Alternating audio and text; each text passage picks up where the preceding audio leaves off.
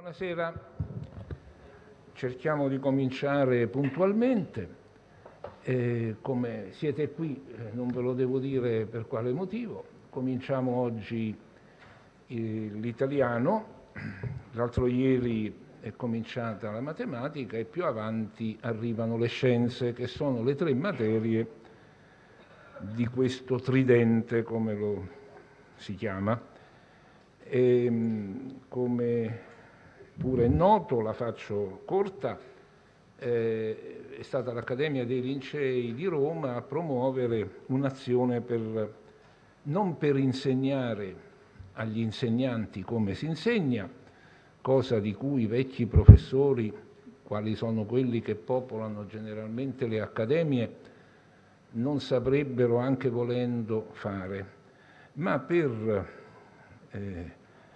discutere in maniera interattiva, e non è una retichetta retorica, ma è quello che è il nostro scopo, altrimenti non serve questa iniziativa, per costruire in maniera interattiva modalità che superino il diffuso disinteresse degli studenti a tutti gli ordini. Quelli delle elementari non lo so veramente, ma dalla scuola media in poi, università compresa, si lamenta molto spesso in molti luoghi dell'Italia. Da questa iniziativa, che è stata varata già alcuni anni fa e che si è venuta diffondendo in quasi tutte le regioni, talvolta con più di un polo, come li chiamiamo, da questa iniziativa confidiamo appunto di dare un contributo, diciamo, al difficile e spesso ingrato lavoro di chi insegna, ingrato, difficile, ma anche carico di responsabilità e dovrebbe essere carico di soddisfazioni. Non dirò materiali, perché siamo tutti rassegnati, anche senza aver fatto voto di povertà, a stipendi non esaltanti, ma anche di quel prestigio che le istituzioni scolastiche, un po' per colpa di chi, come noi altri, ha lavorato e lavora come voi nella scuola, e un po' perché i media non ci rendono buoni servizi, perché cercano sempre lo scandalo, il malfunzionamento e cose di questo genere. Va bene, allora, dal punto di vista pratico, qui ci appoggiamo, l'Accademia si appoggia in Veneto al nostro Istituto Veneto di Scienze, Lettere ed Arti, che sperimenta per il secondo anno una modalità nuova che l'ex presidente Danieli ha lanciato appunto per primo e finora unico, una modalità nuova che è quella dello streaming, e quindi ci permette di non costringere a venire a Venezia chi abita un po' lontano. Ecco, e quindi questo dovrebbe facilitare le cose. Naturalmente una grossa responsabilità tocca ai tutor. Lancerei un concorso senza premi, almeno per ora, a chi trova un buon sostituto del latino tutor, che poi noi abbiamo preso dall'inglese, anche se l'italiano è una lingua romanza. I tutor sono a Rovigo, a Vicenza, a Padova e a Verona. E sono figure importanti perché mentre noi da Venezia raggiungiamo i terminali, cosa che a voi che siete qui presenti non interessa direttamente, ma siamo già in trasmissione con le altre sedi, non è possibile interloquire con la viva voce nel senso opposto, però è possibile intervenire nella pausa che si fa a metà circa della lezione. Chiediamo la frequenza, sono solo 3 gli incontri. Chi non potesse venire è ammessa una assenza purché poi si recuperi la lezione perduta in rete, perché le lezioni dopo un paio di giorni vengono messe in rete dal dottor Gabriele Scalvini, che non si vede ma è sul ponte di comando, cioè in cabina di regia, come si dice con aria di importanza, come dico io, con aria di importanza. La dottoressa Lucia Macaluso lavora con grande dedizione e passione. Io la volevo chiamare il nostro angelo custode, ma lei si imbarazza e quindi non la chiamo il nostro angelo custode, così sei contenta e non protesti. E poi, va bene, c'è la certificazione che verrà rilasciata al termine del corso, rilasciata dal Ministero dell'Istruzione, con cui subito si mise in contatto l'Accademia dei Lincei all'inizio di questa iniziativa, dall'Istituto Veneto e dall'Ufficio Scolastico Regionale, che ringrazio per aver accolto la nostra proposta. Ecco, adesso dice qualcosa, parla Lucia, e poi la professoressa Renata Rigo farà Roberta, scusami, farà questi tre incontri, perché io qualche millennio fa ho preso la licenza media, ma da allora la media e tutta la scuola e l'università è cambiata parecchie volte, sicché ho invitato una esperta che da molto tempo è assai impegnata sul versante delle modalità per una istruzione che sia efficace. Consentitemi un piccolo annuncio pubblicitario. L'Accademia ha pubblicato un volume intitolato Quale scuola? Col punto interrogativo, che raccoglie, è uscito l'anno scorso, è pubblicato dall'editore Carocci di Roma e contiene alcuni contributi delle tre discipline che sono parte appunto di questo programma di matematica, appunto di scienze e dell'italiano, che ci sta a tutti direttamente a cuore. Prego, Lucia. Allora, un buon pomeriggio a tutti. Volevo solo molto rapidamente mostrare come raggiungere la pagina web in cui verranno raccolti poi i filmati delle lezioni, successivamente alla messa in onda in diretta, e l'accesso alla piattaforma Moodle, di cui mi scuso, ma ho appena iniziato a inviare le credenziali, siete circa 200, qualche buona decina li ho già inviati stamattina, però conto in giornata, se non di concludere, insomma entro domani conterei di concludere. Vi chiedo un attimo di pazienza, però tra tutte le tre discipline eravate veramente circa 500 persone, quindi non ho proprio materialmente avuto il tempo di arrivare per l'inizio della lezione. Allora, molto rapidamente, questa è la pagina iniziale www.istitutoveneto.it della nostra accademia. Andando in attività, comunque a tutti ho anche già inviato il link diretto, divulgazione, le accademie per la scuola, e qui abbiamo la pagina generale di presentazione dei tre corsi. Poi cliccando sul corso che interessa, che nel caso di oggi è quello di italiano, si entra nella pagina appunto dedicata al corso con il calendario delle lezioni, e sotto ciascun titolo di volta in volta verranno messi i filmati, di volta in volta entro un paio di giorni, generalmente il giorno dopo, però per qualsiasi disguido può succedere che ci sia un minimo di ritardo. Giusto per darvi un'idea un pochino più chiara. Ecco qua, questo è il corso dell'anno scorso, vediamo se si vedono. Ecco qui, vedrete una cosa di questo tipo, d'accordo? Con sotto il filmatino basterà cliccare sopra. Le lezioni le divideremo tutte in 2 spezzoni, in modo che sarà anche più facile per chi poi le deve recuperare, perché è richiesto a tutti vi è già stato segnalato di seguire almeno 2 lezioni in presenza su 3 e comunque di recuperare quella perduta vedendo il video e poi interagendo nei forum che abbiamo messo nella piattaforma. Adesso vediamo un attimo la piattaforma, vediamo se l'ho aperta di qua.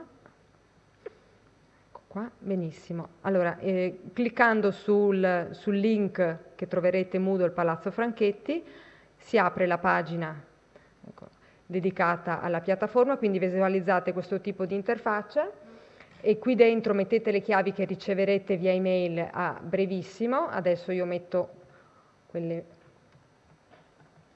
che ho usato apposta per l'occasione. Ecco qui, fate il login. Eccoci qua, visualizzate l'elenco dei corsi. Adesso ci sono italiano e anche matematica e scienze, però a voi ovviamente interessa quello di italiano, più sotto c'è un'area riservata ai tutor, a voi non interessa, ci fermiamo qui sopra dove vedete Malala e cliccando sul corso, eccolo qui, entrate dentro allo spazio dedicato al corso che è articolato in 3 moduli che sono le 3 lezioni generali. All'interno di ciascun modulo troverete, li abbiamo appena attivati, un forum di discussione riservato al vostro gruppo.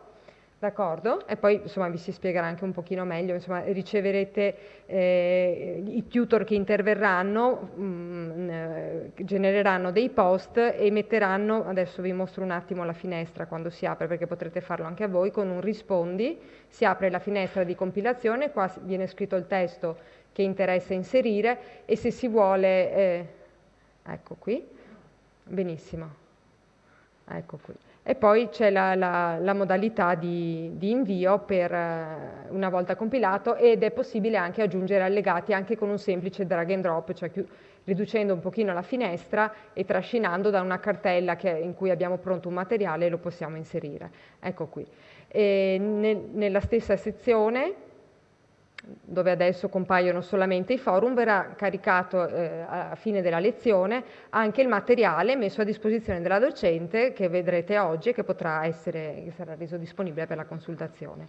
Ecco, per altre cose potete scrivermi all'indirizzo scuole@istitutoveneto.it che è quello dal quale riceverete, se non le avete già ricevute, le credenziali e interagire con i vostri tutor che sono qui apposta per aiutarvi. Ecco, io chiudo, non voglio portare via altro tempo e lascio la parola alla professoressa Rigo. Sì. Poi c'è anche la professoressa Manente all'estrema che sarà l'interlocutrice nella parte interattiva fra una lezione e l'altra. Ecco, spero che non abbiamo dimenticato nulla. Prego. Allora, buongiorno a tutti. Vediamo come ci organizziamo in questa giornata. Allora, prima di ogni altra cosa, qui si parla di processo di scrittura, ma in un'ottica di mobilitazione delle competenze. E quindi occorre che io faccia una premessa per chiarire verso dove stiamo andando, cioè dove porta il mio discorso. E perciò per fare questo sono partita dall'ultimo documento che viene utilizzato a scuola in appoggio al documento di certificazione, cioè la certificazione che dovete rilasciare alla fine della terza secondaria.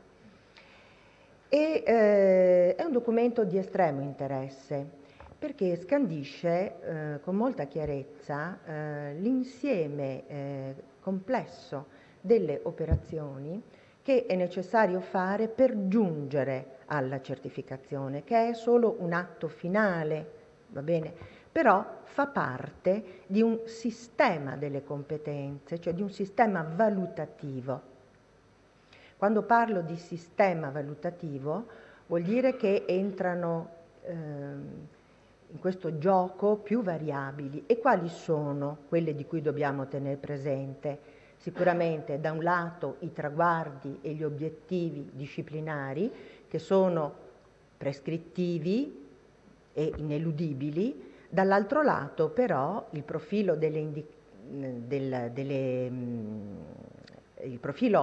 competenze previsto già nelle indicazioni, che si rifà alle competenze chiave del cittadino europeo. Questi sono le nostre due coordinate quando dobbiamo valutare, e continuamente si intrecciano, si sovrappongono, no?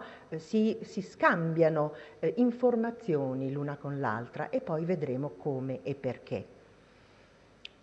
Ma per poter valutare competenze, tenendo conto di questo sistema, occorre anche mobilitare, proprio viene utilizzato questo verbo, perché che cosa significa? Ha quasi un valore codificato, no? Cioè non vuol dire tanto il solo formare, non vuol tanto dire educare alle, quanto mettere in moto tutta la persona, sia nella sua dimensione cognitiva, ma anche relazionale, ma anche affettiva, ma anche metacognitiva, perché questo significa competenza. Allora voi capite bene come questa espressione ci faccia già immaginare il tipo di didattica che dovremo costruire in classe. A questo punto ci muoviamo in un terreno complesso e quindi è molto importante procedere con ordine, con uno schema, una traccia di progetto, perché le variabili da tenere presente sono numerose, ma soprattutto perché voi certificate alla fine della terza superiore, però avete un percorso secondaria, sì scusate ho detto superiore, della terza secondaria di primo grado, ma voi avete tutto un percorso di 3 anni da tenere in considerazione, quindi c'è una storia dello studente in cui noi possiamo osservare il farsi delle competenze. E allora, e ancora, qual è il punto di partenza che ci viene suggerito dalle linee guida? Dice, occorre riscoprire i nuclei fondanti delle discipline e il loro valore formativo. Perché nucleo fondante e perché valore formativo? Allora, il concetto di nucleo fondante è strettamente legato al concetto di curricolo, e voi sapete che le indicazioni 2012 sono costruite già con un impianto curricolare, no? In evoluzione, d'accordo? Perché parlando di curricolo e parlando di competenze, proprio cioè si sgombra il campo da una didattica solo frontale, da una didattica trasmissiva, quindi è una didattica operativa, è una didattica riflessiva, e questo occupa tempo. E allora ecco che è necessario selezionare quelli che sono i saperi essenziali, che chiamiamo nuclei fondanti.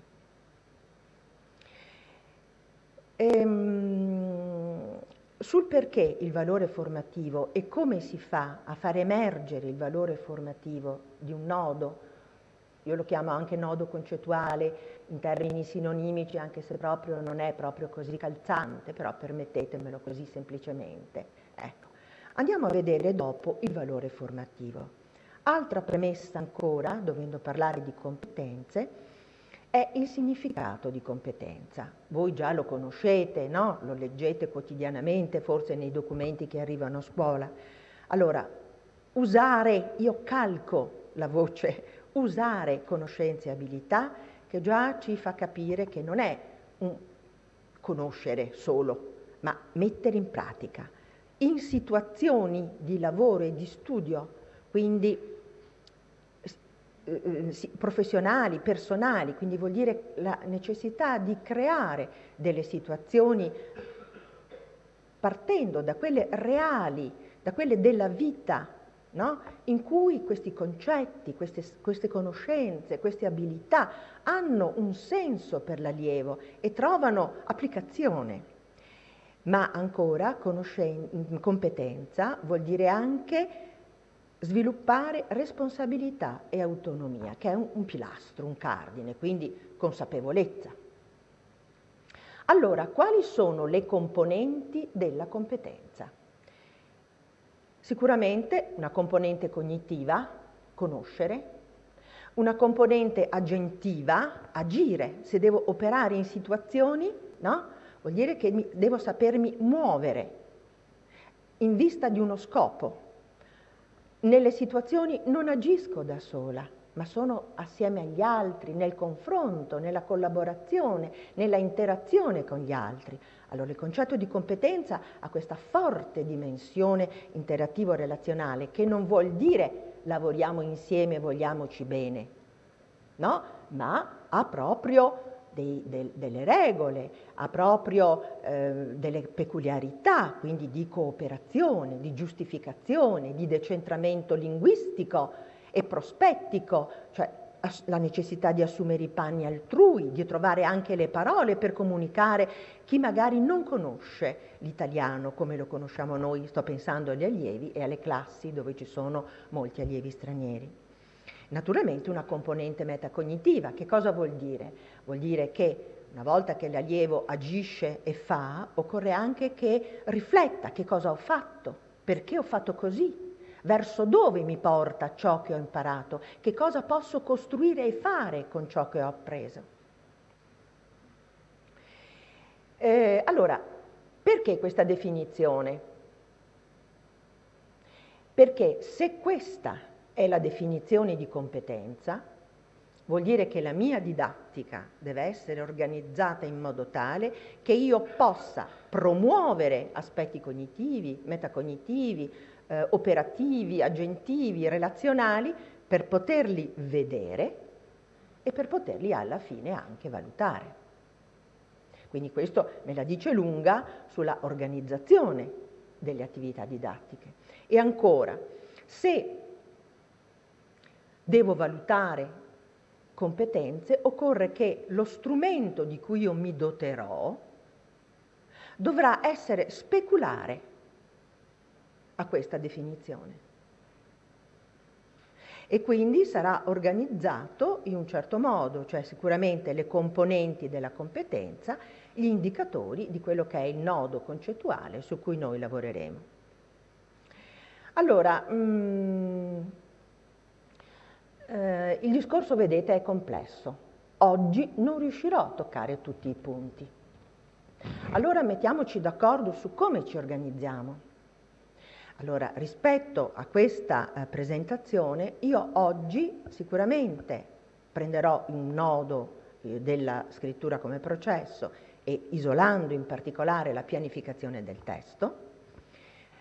Ne farò l'analisi formativa, la condividerò con voi, spero che ci sia anche un'interazione, poi anche le domande dagli altri poli. E su questo mi soffermerò su un'azione valutativa. Oggi parleremo dopo aver fatto l'analisi formativa, faremo un salto, diciamo, no? Sorvolando un attimo la mediazione didattica quotidiana, quella che potrebbe essere quotidiana, e puntando l'attenzione sulle azioni valutative. La volta prossima ancora si parlerà di compiti autentici e in generale di prove e di compiti di realtà, prove e compiti di realtà, ma ci soffermeremo per l'aspetto didattico sullo strumento di valutazione, che sarà la matrice valutativa. Nel terzo incontro, che avrà un'organizzazione un po' diversa da quella di oggi, noi mi orienterò anche in base ai vostri feedback in piattaforma. Io vorrei proprio parlare di una didattica che sia una via più valida di altre, anche se nessuna ha un valore assoluto, d'accordo? E che porti verso una organizzazione delle attività quotidiane mirata alla mobilitazione graduale, al farsi della competenza. Ecco, questa è l'organizzazione per quanto riguarda l'aspetto didattico. La prima parte di questo intervento sarà dedicata oggi, come anche le volte successive, alla messa a fuoco del nucleo tematico, anzi del nodo concettuale. Io ho sbagliato, nucleo tematico è l'espressione che viene utilizzata nelle indicazioni e sul nucleo scrittura, lettura, interazione, ascolto mi dà un elenco di obiettivi. Invece il nodo concettuale o il nucleo fondante rappresenta proprio un sistema concettuale, metodologico, procedurale e via dicendo. Ok, allora se questo è chiaro, cominciamo ad affrontare il discorso disciplinare, chiarendoci che cosa significa nucleo fondante. Allora, sicuramente il concetto voi l'avrete trovato a livello di studio universitario, no? Le discipline si organizzano per nuclei fondanti perché è economico, cioè grossi concetti, no? Che attirano, che richiamano altri concetti, d'accordo? E che hanno quindi un valore strutturante rispetto alla disciplina, ma sono anche generativi di conoscenza, di piste di lavoro, di approfondimenti, di ricerca.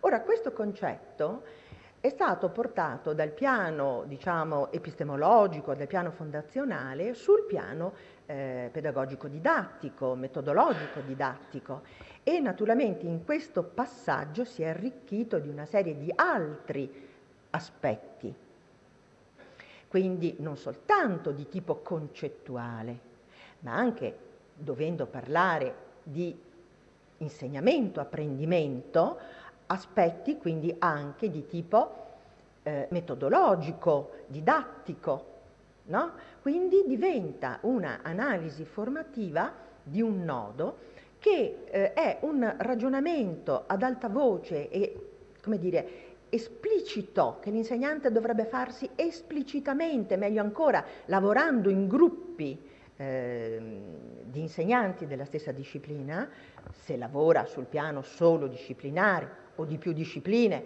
se lavora su nodi integrati, d'accordo? Per ragionare su che cosa? Per ragionare proprio sugli elementi che entrano dentro in questo concetto di nodo e lo arricchiscono, va bene, permettendoci di procedere alla progettazione. Allora, scelto questo nodo, il processo di scrittura. Perché? Perché?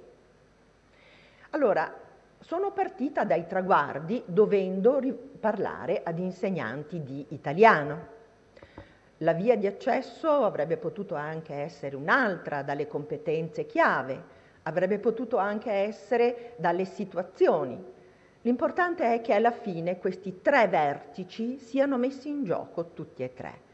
Per comodità, per chiarezza, per immediatezza, ma anche perché è così evidente che si vede, no? Io sono partita dai traguardi di scrittura. Vedete, ho inserito accanto alla secondaria anche la primaria.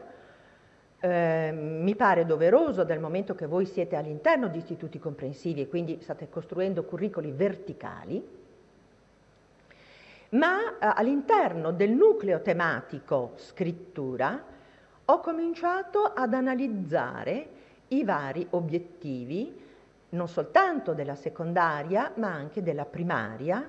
Mi sono anche lanciata sull'infanzia, a dire il vero. E che cosa è emerso? Sono emersi dei punti, diciamo, ricorrenti. La scrittura come processo, e adesso vediamo che cos'è, la scrittura come prodotto, le regole linguistiche, l'intertestualità, eccetera, come elementi che ricorrono, perché vuol dire che quelli sono aspetti a cui le indicazioni hanno dato rilievo e che quindi sono la base anche del nostro lavoro, cioè la base di partenza della nostra progettazione. Allora, vediamo se questo è vero. Io qui ho riportato gli obiettivi di scrittura, quelli che mi interessano, cioè quelli che vanno a focalizzare il concetto di processo di scrittura. Osservate, in realtà alla fine della quinta primaria si dice che l'allievo deve saper raccogliere idee e organizzare, in sostanza pianificare in relazione a racconti di esperienze personali.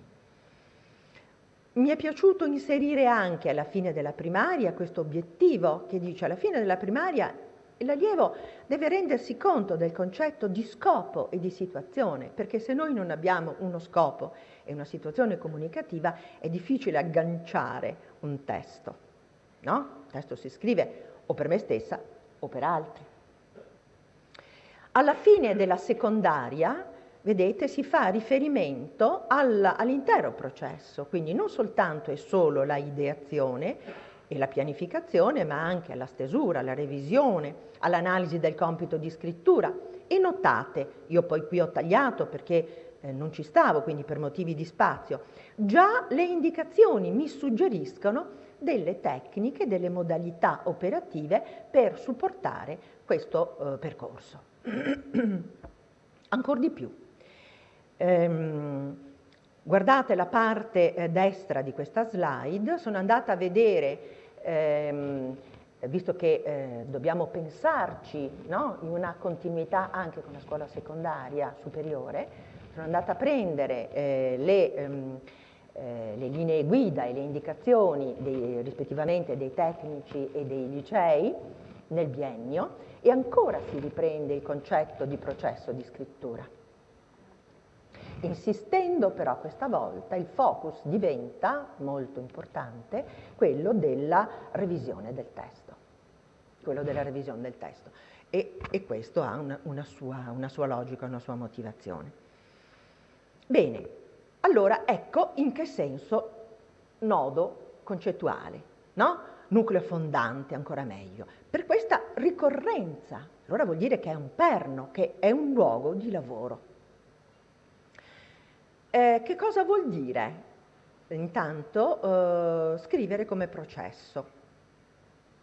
Allora, io credo che voi siate già preparati dai testi, dai vostri percorsi di formazione su questo concetto, perché questo concetto è entrato in Italia alla fine degli anni '80, portato inizialmente soprattutto da Pontecorvo, da Clotilde Pontecorvo e da Boscolo a Padova, adesso è ripreso anche da Cornoldi, quindi in campo psicologico soprattutto, ed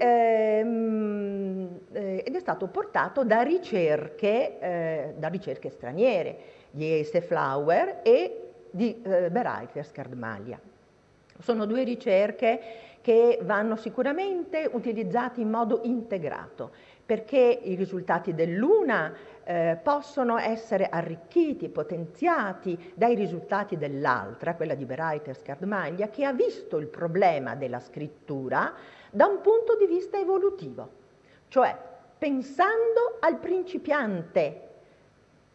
Non è soltanto il ragazzino il principiante, ma anche un adulto che non ha confidenza con la scrittura e quindi si pone nell'ottica di vedere le debolezze, i momenti di crisi, le tendenze magari sbagliate, le misconoscenze che un principiante può avere, in modo da intervenire in maniera mirata. Allora, in sostanza, scrittura come processo, ci dicono, è un insegnare al principiante a fare a pezzi. Questa è l'espressione. Cioè, vuoi insegnare a scrivere? Domanda, no? Che tutti quanti ci poniamo come insegnanti di italiano. Ai miei tempi si diceva scrivere, o uno è capace di scrivere e se no dà quello che dà. Oggi non è così, la risposta non è questa, no? Almeno in termini funzionali si può insegnare a scrivere, però dice occorre evitare al principiante di risolvere la scrittura in un atto unico, come fanno i nostri allievi, no? Date una consegna, loro imboccano quella via a senso unico, non si fermano, quando consegnano probabilmente hanno dei ripensamenti, ma ormai è troppo tardi, d'accordo? E allora occorre evitare questa operazione, occorre insegnare agli allievi a fare ciò che fa lo scrivente esperto. Che cosa fa lo scrivente? Provate a guardare voi stessi. Sicuramente analizziamo prima che cosa vogliono, anzi, ma per chi devo scrivere e perché? No? Mi interrogo, ragiono, ma poi che tipo di scrittura, che genere testuale devo produrre, no? Che cosa devo dire? E allora ecco che c'è prima una pianificazione, no? C'è una dichiarazione di intenti, vorrei scrivere questo e quest'altro, poi magari anche una stesura, una bozza, una scaletta, prima di arrivare alla scrittura vera e propria e poi alla revisione. Ma in tutti questi processi c'è continuamente un'azione di controllo avanti e indietro che noi possiamo vedere dallo schema di Hayes e Flower, no? Quindi una ricorsività, un avanti e indietro fra queste operazioni, tra ciò che abbiamo fatto, ciò che abbiamo prodotto, ciò che dobbiamo fare, e c'è un ritorno indietro. Ecco. Ora, questa caratteristica della flessibilità, questa visione dinamica del processo, questa idea della ricorsività va educata, va formata nell'allievo. E vediamo come, chiariamoci ancora come, sempre tenendo presente le ricerche. Allora, intanto possiamo isolare momenti del processo, infatti noi oggi lo faremo, noi isoleremo oggi la pianificazione, che è uno snodo, un passaggio cruciale dalla prescrittura alla scrittura, no? Alla stesura poi del testo, ma non per, come dire, isolare e separare questo processo, ma per distinguerlo dagli altri, per mirarlo, no? Nelle sue azioni, per potenziarlo e per ricondurlo poi nel sistema del percorso. Per cui noi lavoreremo sulla pianificazione, però alla fine arriveremo anche a chiedere un prodotto finito? Non necessariamente, non necessariamente. Ecco, un'altra cosa allora che entra in gioco in questo concetto di processo di scrittura è una cosa importantissima, a mio modo di vedere, che ho ripreso dal quadro comune europeo di riferimento per le lingue, ed è il concetto di testo.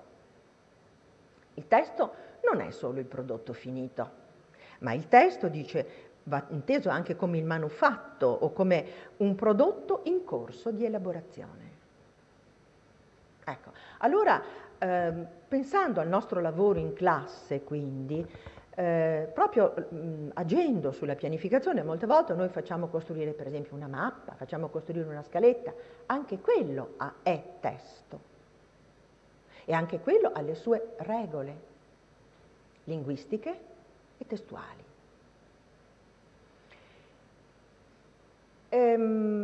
Come si crea il passaggio, come si favorisce il passaggio da uno scrivere, cioè un dire ciò che si sa, quasi come fosse un flusso di scrittura, no? Cioè non mi interrogo prima, d'accordo?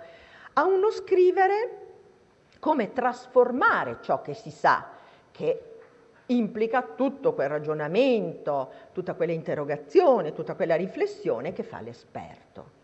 Allora la ricerca ci dice occorre promuovere la riflessione nell'allievo. Quindi come hai fatto? Perché? Prova a fare così e adesso che cosa accade? Occorre creare la scrittura, cioè le situazioni di scrittura che non potranno essere frontali, non potranno assolutamente, ma saranno laboratoriali, saranno cooperative, no? Perché ogni atto di scrittura, ogni momento, ogni fase deve essere posta come un problema. Devo progettare, so che cosa so e che cosa non so, che cosa devo sapere per chi, no? Allora, come risolvo questo problema? A livello di argomento, a livello di forma? Ma è soprattutto nella cooperazione, cioè nel confronto con gli altri, nel darmi queste risposte, che io, come dire, esplicito a me stesso il ragionamento, ma lo potenzio, lo arricchisco nel confronto, nel dialogo, nello scambio, nella reciproca motivazione e argomentazione che faccio con i miei compagni. Allora, altro requisito, impostazione della scrittura come soluzione di problemi, modalità cooperativa. Ancora, la ricerca ci dice, attenzione, gli allievi, i ragazzi soprattutto, in età evolutiva, hanno difficoltà a gestire contemporaneamente delle operazioni, quali per esempio la pianificazione, no? E la stesura. Molte volte certi errori derivano proprio per questo, tra virgolette, ingorgo, no? E allora è necessario che cosa fare? Sicuramente insegnare a fare a pezzi, ma soprattutto fornire agli allievi delle strategie di facilitazione, delle tecniche, cioè aiutarli, no? Per alleggerire questo impegno, questo peso cognitivo, in modo che siano costretti, no? Che siano indotti a fare delle cose, tra virgolette, no? Dei passi, la pianificazione, l'organizzazione, separatamente, ritornando però ciclicamente sulle operazioni fatte. E questo è quello, è in sintesi, in estrema sintesi, no? Il succo di questa ricerca, che ha però un limite, perché questi discorsi si sono sviluppati soprattutto nell'ambito della psicologia, ma noi dobbiamo integrarli con aspetti di tipo linguistico-testuale. E allora questo che cosa vuol dire?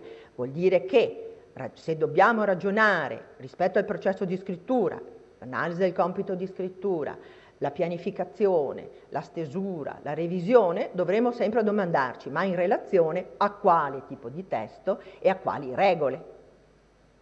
La stessa analisi del compito di scrittura di un testo argomentativo e di un testo narrativo implica riferimenti diversi, cerco cose diverse.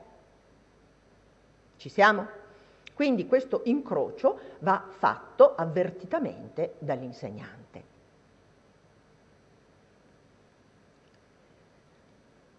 Allora, inquadrato il significato, adesso che cosa facciamo? Isoliamo per un momento, per studiarlo e potenziarlo, il processo di pianificazione, proprio perché abbiamo detto è un passaggio cruciale nella produzione.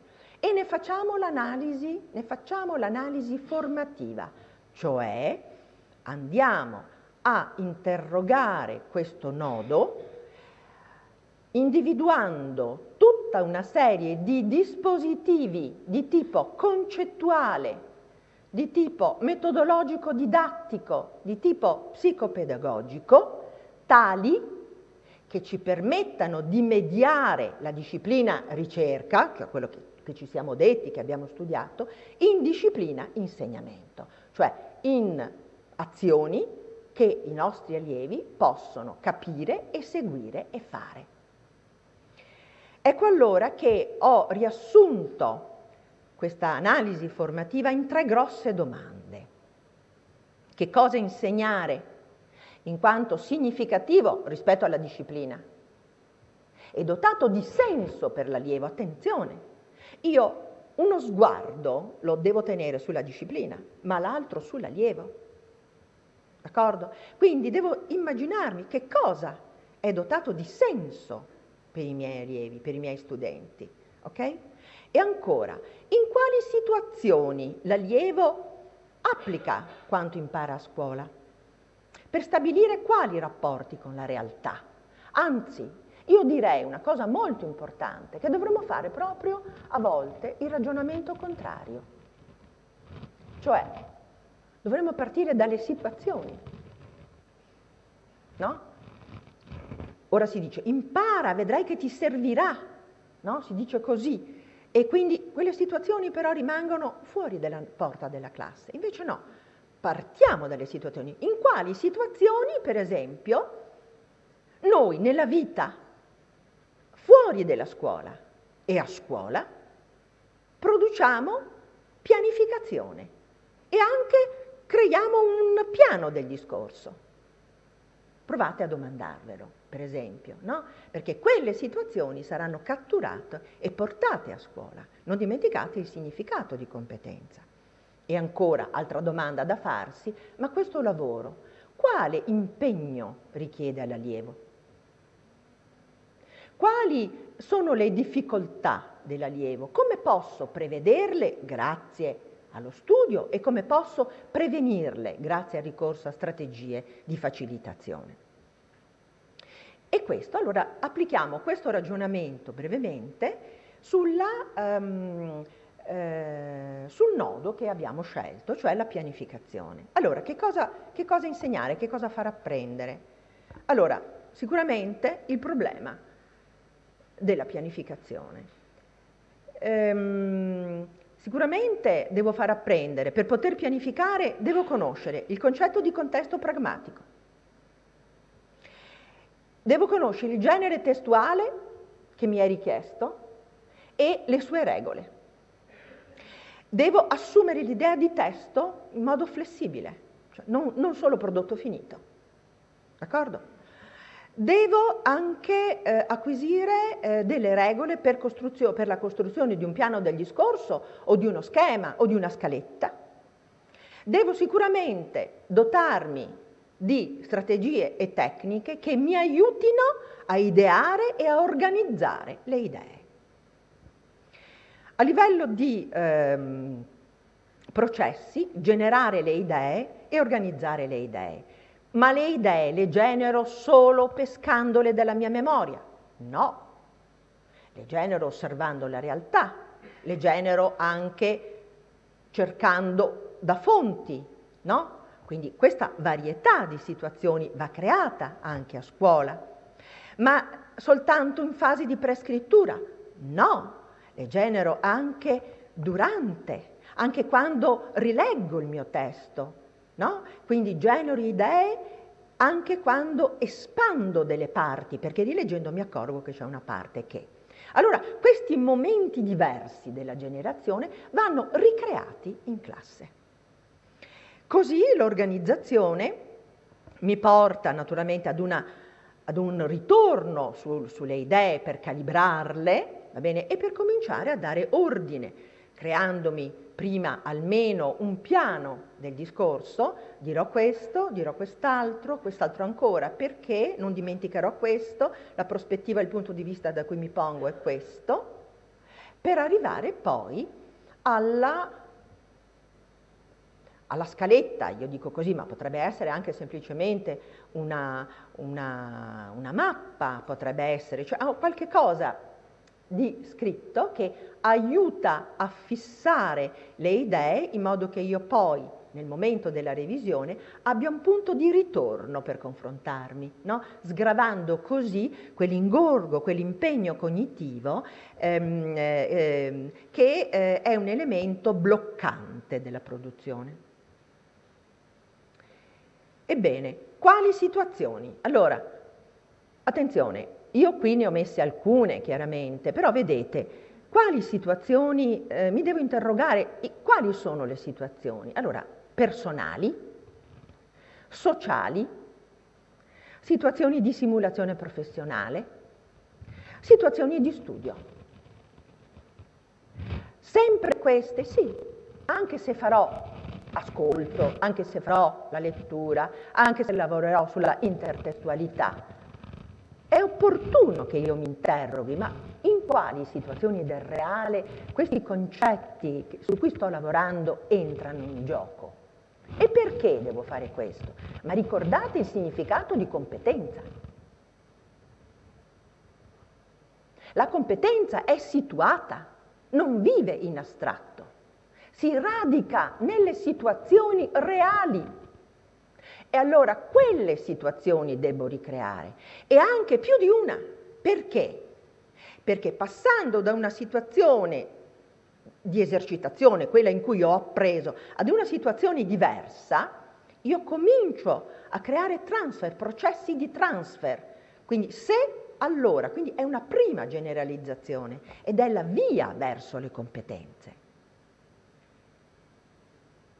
Non dimenticate che nella certificazione delle competenze i criteri secondo cui vengono graduati i livelli di competenza prevedono non solo la complessità dei compiti, ma anche le situazioni da note, familiari, a non note.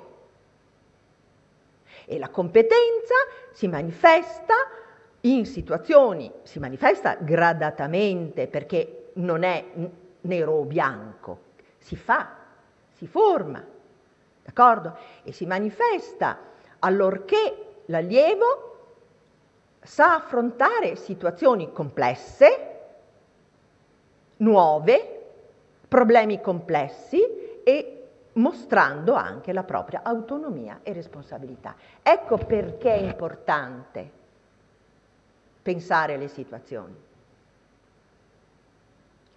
Oltre che, anzi dovrei dirlo per primo, perché solo così io aggancio ciò che faccio a scuola alla realtà e solo in questa maniera faccio scelte di senso per i miei allievi, perché ne mostro la spendibilità, l'uso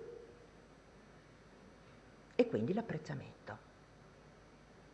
Allora, mi piacerebbe interagire con voi, non posso con gli altri, ma quali sono, proviamo così rapidamente, quali sono le situazioni, per esempio sociali, in cui è necessario pianificare prima di arrivare ad una produzione testuale?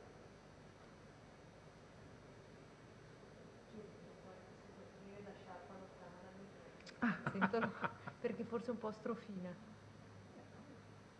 Forse sì. Comunicazione di servizio. Hanno scritto? Sì. Se poi perderò la voce. Ok. Ecco, allora vediamo. A scuola, per esempio, molte volte si scrive in coppia, si fanno prodotti a 4 mani, sì o no? Relazioni, ricerche, libri gioco, no? Se io non faccio un piano prima, una stesura di un indice delle cose che dovrò poi trattare, sicuramente sarà difficile procedere con ordine. Provate a pensare, io ho un po' la mania, è una cosa che mi piace molto costruire con i ragazzi, i racconti a bivi, per esempio, no? Si parte da un nodo, tu cosa pensi, come prosegui, tu come prosegui dall'altro lato, no?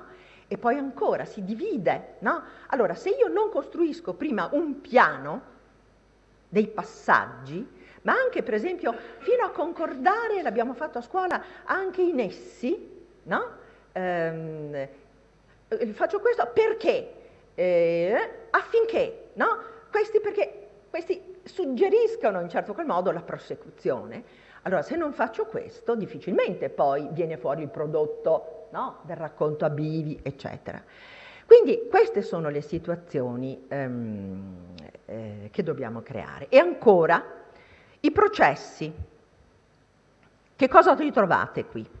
I processi ritornano le componenti della competenza. La componente cognitiva, aggentiva, metacognitiva, interattivo-relazionale. Andiamo a domandarci rispetto alla pianificazione, che vuol dire ideazione, organizzazione, controllo preventivo e proattivo. Cosa mi risponderà chi legge il mio testo? No? Questo. Andiamo a vedere che cosa quale impegno mentale ha l'allievo. Sicuramente sul piano cognitivo deve conoscere i generi, le regole, deve saper contestualizzare, deve saper scegliere. Sul piano agentivo deve organizzare, deve applicare le tecniche che gli insegnanti insegnano. Sul piano metacognitivo, deve prevedere sicuramente le reazioni del lettore, per cui per abituare l'allievo a queste previsioni io dirò scrivi, e lo fate a scuola, no? Io so che lo fate per questo lettore, ma e se il lettore fosse un altro, che cosa cambierebbe nel testo? Questo si crea la flessibilità, no? Invocata dalla ricerca. Sul piano interattivo sicuramente co-ideare e poi sicuramente decentrarsi prospetticamente, cioè capire cosa l'altro mi sta dicendo, no? Mettermi nei panni dell'altro. Perché è importante indicare subito i processi? Perché, signori miei, su questi dobbiamo lavorare, ma su questi esprimiamo la nostra valutazione, perché questi torneranno dove? Nella nostra matrice valutativa.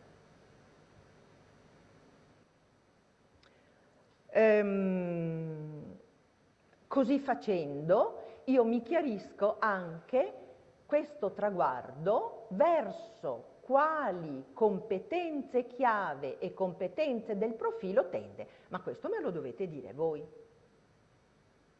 Secondo voi, lavorare sul processo di scrittura e sulla pianificazione, verso quali competenze europee va? E in particolare verso quale competenza del profilo che io devo certificare? Prego. Ah, ma si sente, basta parlare ad alta voce. Da No, fuori non sentono. non si sente? Ah, da fuori non si sente, no. ho capito. 2 minuti di riflessione allora. Anche gli altri possono pensare e casomai lo possono indicare ai loro tutor.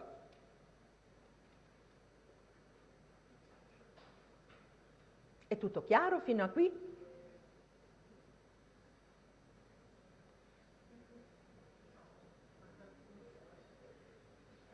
Ecco, c'era, mi pare, la professoressa che voleva lanciare un'ipotesi.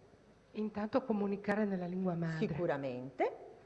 Poi competenze di cittadinanza specifica, cioè saper comunicare e saper esprimere le proprie ragioni. Sicuro. Quindi competenza in madrelingua. Sì. Sicuramente questa competenza. Poi con tutto questo discorso sulla riflessività, sulla revisione, sulla riflessione, Problem solving anche. le competenze europee. Comunicare in madrelingua, comunicare in lingua straniera, competenza digitale, competenza matematica, imparare ad imparare, competenze sociali e civiche, senso di iniziativa e di imprenditorialità, spirito, consapevolezza, no? Del patrimonio culturale. Quali di queste? Quali di queste viene messa in gioco? Guardate che capire il sistema delle competenze è fondamentale, altrimenti non certifichiamo. Come facciamo a certificare? Dove ci poniamo? Sicuramente imparare ad imparare. E poi abbiamo detto che la scrittura come processo vuole la cooperazione, quindi dai, forza che lo sento. Competenze sociali e civiche. Queste le competenze del profilo. Andiamo a vedere come sono espresse nel certificato, no? Noi abbiamo, adesso io qui non ce l'ho, ma voi che già lo state usando a scuola sicuramente avete presente il tabellone, no? Sicuramente c'è la competenza del profilo, la numero 10 mi pare sia, ma correggetemi se sbaglio, che dice imparare ad imparare e competenze sociali e civiche, cioè le mette insieme. E che cosa vuol dire? Vuol dire che l'allievo deve prendere consapevolezza delle proprie potenzialità, ma anche dei propri limiti e, grazie al confronto, al lavoro insieme, no, prenderà questa consapevolezza e troverà anche le soluzioni per migliorare, per lavorare e perciò nel gruppo è molto importante cooperare, rispettare gli impegni presi, eccetera, eccetera. Allora vedete che ci siamo collocati nel sistema, così come ci chiedevano le linee guida. Questa slide fa proprio vedere, no, come i traguardi e il sistema e le competenze chiave europee rappresentano un ingranaggio. Non sono 2 strade parallele, ma sono 2 strade che si incrociano, anzi, molte volte dalle competenze chiave noi traiamo una serie di sollecitazioni, di input che arricchiscono i traguardi, nel senso che dobbiamo vedere le competenze chiave proprio come degli analizzatori, no? Ciò che mi fa vedere, ciò che io non vedo, no? Dei traguardi stessi. Concludendo, ecco qua allora il mio incrocio il mio incrocio che mi permetterà poi di andare a valutare e a certificare. In sintesi, allora, l'allievo principiante manca di alcune cose: l'incapacità di avere una visione complessiva del testo, l'incapacità di un controllo avanti e indietro. La didattica quindi deve, attraverso attività di soluzione di problemi, di cooperazione, immergendo gli allievi nella realtà, che cosa fare? Guidarli passo passo da una pianificazione locale. Ti faccio una domanda, rispondi, l'altra domanda, rispondi. Situazione simile alla conversazione, quindi è facilitata, verso situazioni di macro pianificazione. Devi arrivare a quel punto. Cosa fai? Questi sono i passaggi intermedi. Come ti muovi? Fino ad una pianificazione stretta. Qual è lo scopo? Qual è la prospettiva? I punti quali sono? I punti gerarchicamente importanti quali? È una pianificazione rigorosa.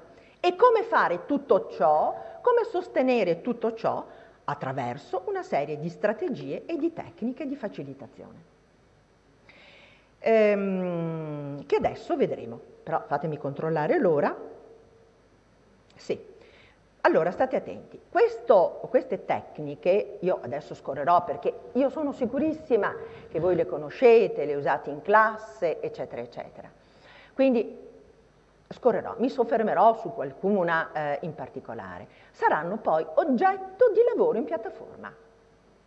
Io ho lanciato 5 piste di lavoro, di discussione, su cui voi, guidati dai tutor che vi proporranno delle scelte per rompere il ghiaccio, per aprire il discorso, magari parliamo, non so, della scaletta, di come si costruisce la scaletta, eccetera, voi entrerete in piattaforma e comincerete a ragionare, prima a condividere i significati, poi a provare, o voi a livello adulto, oppure anche con i vostri allievi in classe, per restituire poi delle osservazioni e quindi nella piattaforma avrete modo di condividere, di arricchire ulteriormente il discorso, quindi di portarvi a casa un insieme di buone pratiche condivise e oggetto di riflessione.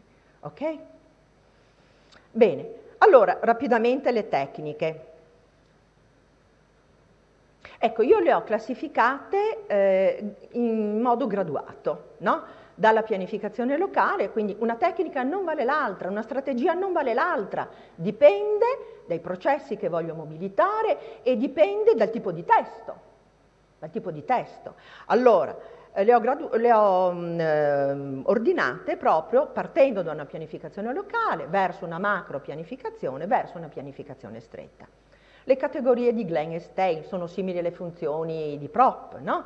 Do delle categorie e quelle stimolano l'invenzione, per esempio. Oppure, ecco, questo è un vecchio lavoro dell'MCE a cui sono particolarmente affezionata, sempre per il discorso dei racconti abivi che io amo, d'accordo? Ecco, questo si presta, per esempio, perché è uno schema tematico dove vedete ogni schema tematico ha altre soluzioni diverse che si dividono, magari poi si ritrovano in un punto per dividersi ancora. Le classiche domande categoriali, chi, dove, quando, che cosa, perché, eccetera, eccetera, possono essere, una parola può essere interrogata più volte e forza di dai viene fuori un testo, no? Come nel caso di questo esempio. Molto importante creare situazioni in cui si interrogano, per esempio, immagini, foto, perché? Perché non solo le domande dell'insegnante guidano l'osservazione, ma perché mettendo insieme un elemento ed un altro della foto comincio a generare conoscenze ulteriori grazie a processi di tipo inferenziale, no? Quindi è molto importante questo. Ecco la macro pianificazione. Queste sono attività proposte da Berhalter Skerdmalia, dare l'inizio e la fine, parlando per esempio di testi narrativi, no? L'inizio e la fine, oppure soltanto frasi iniziali. Io qui ho rubato l'inizio di una sentinella, no? Era bagnato, fradicio e coperto di fango e voi capite che se uso soltanto una frase iniziale deve essere un po' sostanziosa. Queste parole, era al passato, bagnato, fradicio e coperto di fango, immediatamente mi porta in uno scenario. Quindi la frase iniziale deve avere questa forza evocativa, no? Per innescare la ideazione.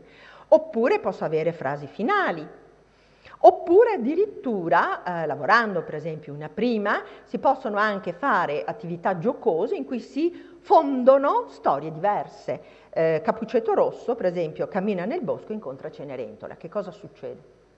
Ecco, sono tutti momenti creativi per creare questa flessibilità e vedete che differenza c'è tra la macro pianificazione e la pianificazione locale. Nella pianificazione locale io ho passo passo, nella macro pianificazione io ho davanti il testo, me lo devo prefigurare, almeno a salti, almeno il finale, allora devo tornare indietro e pensare, no? Posso anche farlo a salti questo ragionamento, non ha importanza, ognuno ha il suo stile.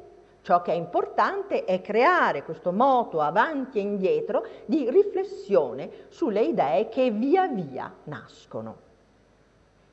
Le mappe, sicuro voi le usate, hanno una grossa potenza per promuovere determinati processi perché possono essere costruite insieme, ma sicuramente sono già loro stesse capaci di avviare anche il processo di organizzazione del lavoro. Quindi dalla lista disordinata al grappolo associativo, dal nodo centrale alle idee, per esempio questa va bene se devo fare un testo espositivo. Abbiamo studiato, dobbiamo esporre, parto, dobbiamo fare una relazione, quindi parto da un nodo e via via sgrano, no? Per trovare le idee. Questa è un po' astratta, a dire il vero, però funziona. Io ho visto in classe, anche con i ragazzi della secondaria di primo grado, partire da meccanismi associativi, per esempio questo fatto, quale è la causa, qual è la conseguenza, mi sai raccontare un'esperienza tua personale oppure un'esperienza di autorità, no? Quindi sono modi di interrogare un concetto. Ecco l'esempio, per esempio l'Italia e gli extracomunitari, vedete abbiamo dato queste categorie, la situazione, le cause, le conseguenze e le soluzioni e i ragazzi hanno cominciato a produrre idee. Questo, il metodo Suicon, questo l'ho posto in piattaforma perché questo è un modo per trovare le idee da fonti. È molto interessante perché mobilita anche la competenza, quale? Digitale, no? Digitale. E allora si parte da un brainstorming in cui gli allievi lanciano alcune parole, queste vengono accorpate in aree semantiche e inizia la ricerca. Un gruppo può fare un'area semantica, un gruppo l'altra area semantica. La ricerca nel web porta a trovare altre parole che quindi arricchiscono, no, ulteriormente le mie possibilità di ricerca, va bene, di informazioni e quindi mi costruisco la mia mappa informativa. Nel materiale che vi ho dato troverete anche l'esempio fatto su Galilei, vedete le aree semantiche, ulteriori termini di ricerca fino a linkare su ogni tassello il sito con le immagini oppure le parole, anche solo le parole che mi interessano. Ecco. Passiamo poi, sempre parlando di macro pianificazione, alle mappe logiche dei testi. Questo è il modello di Toulmin riguardo al ragionamento argomentativo. Posso partire invece che dal problema, passando per l'asserzione, le prove, le garanzie e i fondamenti, posso anche tranquillamente partire dalle prove per arrivare all'asserzione, per arrivare poi alle garanzie e cambiano quindi anche i nessi testuali. Questo è un lavoro che è fatto con gli allievi, cioè decidiamo da che punto partire per argomentare, non necessariamente, no? si deve partire dal problema. Questo sempre in nome della flessibilità. Ancora, gli schemi organizzativi fissi dei testi, l'esperimento, il resoconto, il verbale, la cronaca, la descrizione di se stessi, l'avviso per una festa, l'analogia, molto bella l'analogia, relazioni di rapporti, ma io qui corro veloce, perché voglio arrivare, ecco, per esempio, in questa poesia di Master di George Gray, molte volte ho studiato la lapide che mi hanno scolpito. Una barca con le vele ammainate nel porto. In verità non ritrae la mia destinazione, ma la mia vita. Allora, da questa analogia parte questo prodotto poetico, d'accordo? Allora, anche questo può essere un modo per sollecitare, per esempio, l'invenzione a livello di, come dire, di espressività anche, ma l'analogia può essere usata anche per espandere parti di testo. La sinettica, anche questa ve la propongo nel forum, viene utilizzata soprattutto, forse la sua origine è in ambito professionale, si fonda proprio su un gioco di analogie, quindi dato un problema, questo va smontato, va capito, e si comincia a interrogarlo e a vederlo da punti di vista diversi, in modo da trovare il familiare e l'insolito, no? Quindi facendo analogie dirette, simboliche, fantastiche oppure personali. Vediamo un esempio di una terza media che forse risulta più eloquente. Attenzione, non tutte le analogie necessariamente possono essere messe in gioco. Possiamo usare, non so, le analogie personali e quelle dirette, no? Quelle simboliche e quelle fantastiche, ecco. Oppure anche tutte, però dipende poi dalla classe che avete. Ecco, per esempio, in una classe, in una mia classe, questo è il lavoro di una mia classe, l'argomento era la sopraffazione del più forte sul più debole. Come si presenta, come riconoscerla, come superarla. Discutendo quindi attraverso analogie dirette, quindi il riferimento al mondo degli uomini, al mondo delle cose, al mondo degli animali, dei vegetali, i miei allievi, chissà perché, hanno individuato lo spacciatore adesca l'adolescente. Possono avere anche aspetti da criticare queste battute dei ragazzi, ma io le porto così come sono nate per far vedere poi il prodotto che ne è uscito. E allora, e ancora, i conquistadores hanno sterminato gli indios, no?